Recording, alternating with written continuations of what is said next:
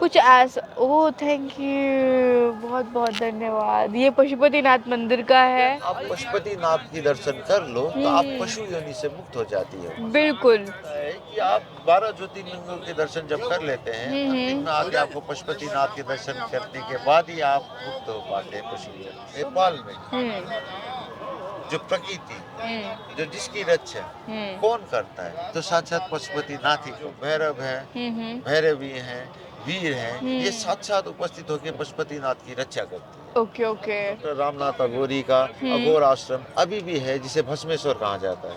Hello everyone and welcome to the channel and मेरे आज के एक्सक्लूसिव एपिसोड में आप सभी का स्वागत है। आज हमारे साथ योगी दीदार नाथ जी हैं जो नेपाल से बिलोंग करते हैं एंड इनकी जो संप्रदाय है वो गोरखनाथ संप्रदाय से भी बिलोंग करते हैं। ये नेपाल में साधना भी करते हैं एंड तिब्बत में भी वो साधना करते हैं। तो काफ़ी ज़्यादा चीज़ें आज हम पशुपतिनाथ मंदिर के बारे में जानेंगे, क्योंकि बेसिकली हम नेपाल जाते हैं तो काठमांडू तो सबसे पहले जाते हैं जो कि वहाँ का कैपिटल है। एंड काठमांडू में पशुपतिनाथ मंदिर जो कि इतना एक वर्ल्ड हेरिटेज प्रॉपर्टी है, यूनेस्को वर्ल्ड हेरिटेज प्रॉपर्टी है एंड उसके बारे में जितना हम बातें करें उनसे ज़्यादा हम इनसे जानते हैं।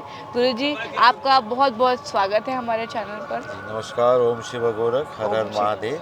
हर हर महादेव। तो आज हम पशुपतिनाथ मंदिर में जैसे ही हम एंटर करते हैं तो एक बहुत बड़ी सी एक नंदी बैल है, उसके बारे में पहले जानेंगे, जो गोल्ड का बना हुआ है।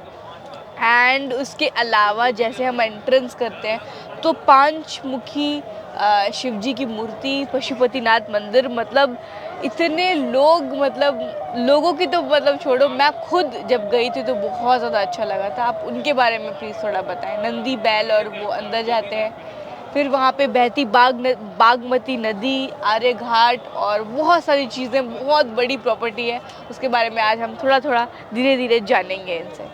जी बिल्कुल। जी, जैसे पशुपतिनाथ की उत्पत्ति के बारे में बहुत ही एक चमत्कारी घटना हमारे सामने इतिहास में है। तो आपने जैसे मुझसे पूछा कि पशुपतिनाथ की उत्पत्ति कैसी है, तो इस बारे में जो इतिहास पुराणों में हमारे लिखा गया है उसके अनुसार पशुपतिनाथ का जहाँ अभी मंदिर है, पहले एक बार क्या हुआ कि लिच्छवी काल के समय में वहाँ एक गाय हमेशा आके अपनी जो थुन होती है वहाँ की सारी दूध एक स्थान पे गिरा दिया करती है। ओके। तो क्या हुआ कि जब नियमित रूप से वो गाय जब हर दिन आके उधर स्थान पे दूध गिराती थी, तो जो गाय के जो मालिक थे एक बार उनको इस बात से अचंभित हुई कि मेरी गाय की दूध जाती कहाँ है, तो ये क्या होता है, तो मैं इनके पीछे जाता हूँ। तो जैसे वो पीछे गए तो उन्होंने देखा कि वो गाय एक जमीन धरती पे एक जगह पे अपनी थून से दूध गिरा रही थी। ओके। जी। तो उसके बाद क्या हुआ कि किसान को गुस्सा आ गया, तो उसने बोला इस जगह पे क्या है, इस जगह पे क्या है, क्या है। तो उसके बाद उसने उस जगह की खुदाई की। ओके। तो खुदाई करते वक्त क्या हुआ, उस जगह से शिव जी का सॉरी तेज ज्वाला उत्पन्न हुई। ओके। तो इस वजह से पशु, जो पशु की रक्षा करे इस चराचर जगत में, उसे पशुपतिनाथ कहा जाता है।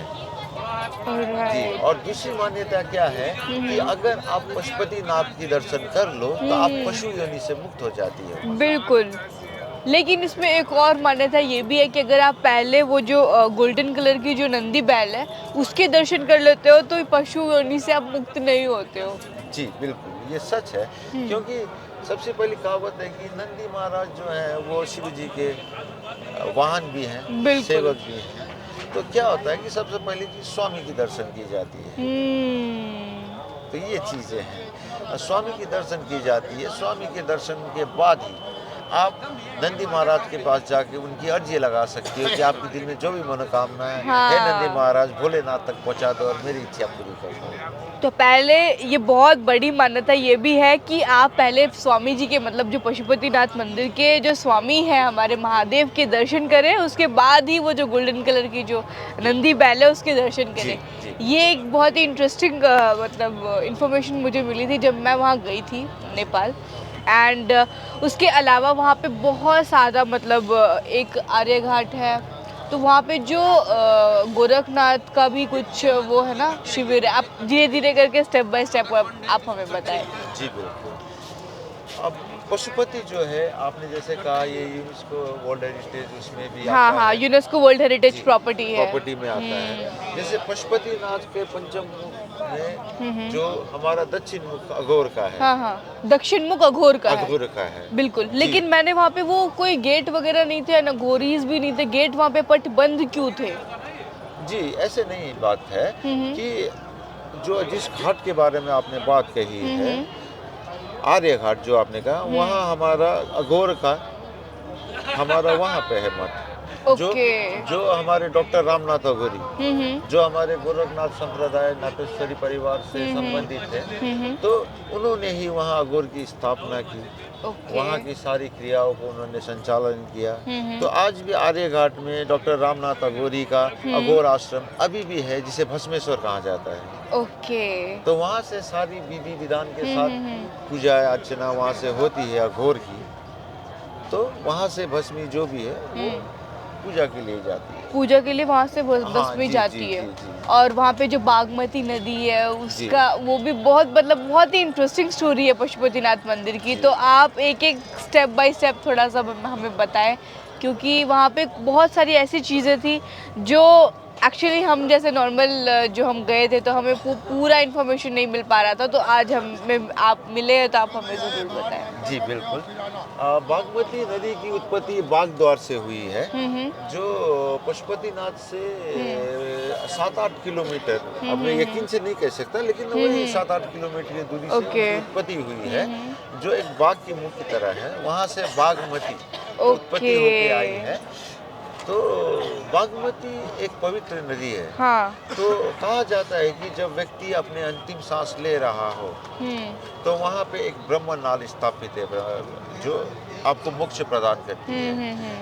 वो ब्रह्म नाल क्या है? उसमें आपका शिव जी को जो भी हम अभिषेक किया करते हैं, हर दिन की पूजा होती है, वहाँ का जल, वहाँ का दूध, वो सारे उस ब्रह्म नाल पे आके उपस्थित होते हैं। फिर मोक्ष की प्राप्ति के लिए लाशों को वहाँ पे लिटाया जाता है और जो विधि विधान से क्रिया की जाती है, तो उसके बाद ही अंतिम संस्कार किया जाता है। तो बागमती नदी में बहुत मतलब मोक्ष की प्राप्ति वहाँ भी होती है। बिल्कुल बिल्कुल बिल्कुल, बहुत पावन। ओके। और ऐसा भी माना जाता है कि वहाँ पे जो अघोरियों का जो वो है वो जो पट है वो बंद है, ऐसा कुछ है क्या?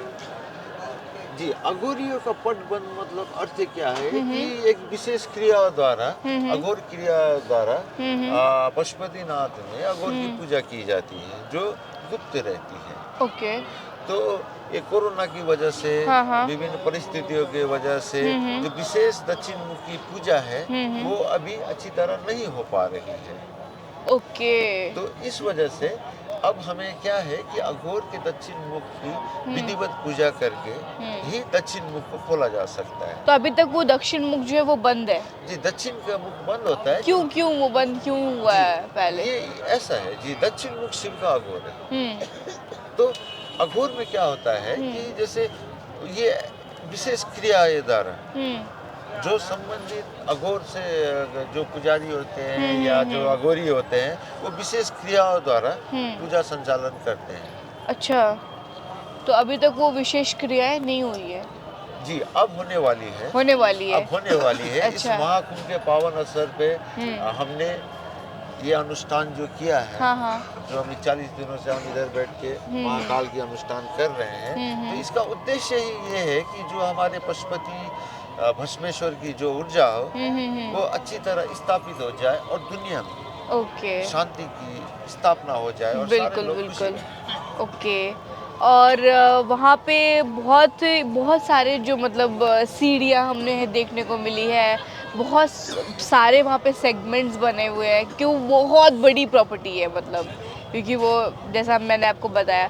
तो वहाँ पे एक एक जो मतलब वहाँ पे 108 मंदिरें भी हैं, ये मैं सही कह रही हूँ अगर? तो उसके बारे में आप हमें थोड़ा बताएं, क्योंकि वो बहुत पुरानी है।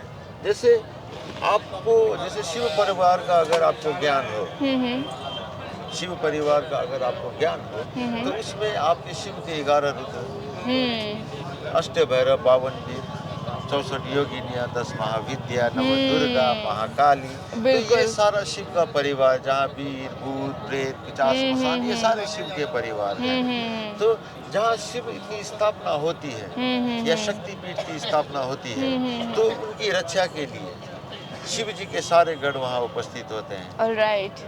तो ये हमारे पंचम मुख है। तो इसके वजह से जो भैरव हैं, भैरवी हैं, वीर हैं, ये साथ साथ उपस्थित होकर पशुपतिनाथ की रक्षा करते हैं। Okay okay. तो ये जो आप बता रहे हो कि वहाँ पे जो 108 जो मंदिरें हैं, जो छोटी छोटी मंदिरें हैं, तो उनका मतलब वो उनकी उत्पत्ति अपने आप ही हुई, जैसे आप बता रहे थे कि वो जो गाय है वो जो वैसे ही जो उन जी, मंदिरों को। बिल्कुल। तो ये क्या है ना, जैसे प्रकृति में हम देखते हैं कि कितनी जगहों पे हम मंदिर का उत्खनन करते हैं, तो उत्खनन के बाद की क्रियाओं में नई नई चीजों का आगमन होता रहता बिल्कुल है। बिल्कुल। तो ये बिल्कुल ये सारी चीजें ऐसे ही है। लेकिन ये चीज ये है कि ये पौराणिक कथाओं पे, ये मूल्य मान्यताओं में ये आधारित है। ओके। तो कहा जाता है कि आप 12 ज्योतिर्लिंगों के दर्शन जब कर लेते हैं, अंतिम में आके आपको पशुपतिनाथ के दर्शन करने के बाद ही आप मुक्त हो पाते हैं पशु योनि से। तो अच्छा, पशु योनि से आप मुक्त जी, हो पाते जी, हो। जी। ओके, फिर आपको मनुष्य योनि जरूर मिलेगी। जी।